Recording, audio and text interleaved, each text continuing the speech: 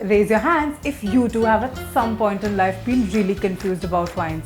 We know that there are a lot of people in this category, and that's why in this episode of Busting the Myths, we are taking on all those misconceptions about red wine. So let's get started.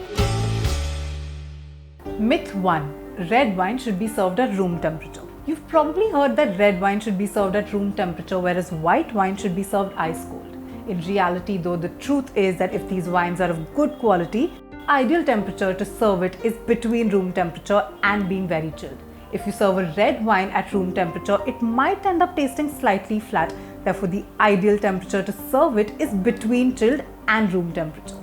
Myth 2. Screwtop wines are of inferior quality. In the past, Screwtop wines have been considered cheaper and inferior to wines that have been sealed with cork.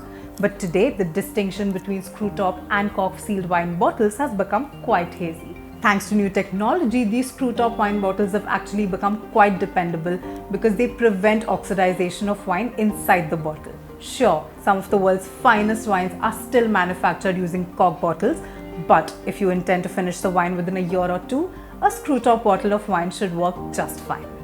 Myth 3. Red wine lowers blood pressure. There is no definitive evidence to prove that red wine actually helps lower blood pressure. In fact, any kind of alcohol will only increase your blood pressure. But the probable reason for this myth is that since alcohol tends to relax people, the chances of your blood pressure lowering for a really short brief period of time exist. But in the long run, this is of absolutely no use and does not help cases of chronic hypertension and BP. If you really want to keep your blood pressure under control, we suggest go consult a doctor and keep the alcohol out of it. Myth 4.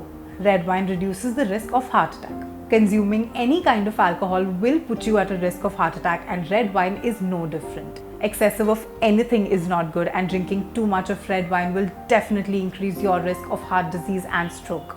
However, drinking red wine in moderation will definitely not cause any harm to your heart health. Myth 5. Natural red wines don't lead to hangovers.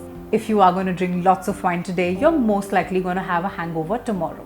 Even if a wine is natural, it is still alcoholic in nature, and it is that alcohol rather than the tannins and the sulfites that give you that massive hangover the next day. If you want to drink your bottle of wine and avoid a headache the next day, you need to watch out for the alcohol content on your wine bottle. The higher the alcohol content, the bigger the hangover the next day. And that is something you just can't avoid. So these were some myths about red wine that we really had to get off your mind once and for all. If you enjoyed watching this video, let us know by hitting the like button, sharing it with your friends, and subscribing to Alcohowl. Don't forget to leave a comment below telling us about your favorite wine or the biggest wine myth that you've heard.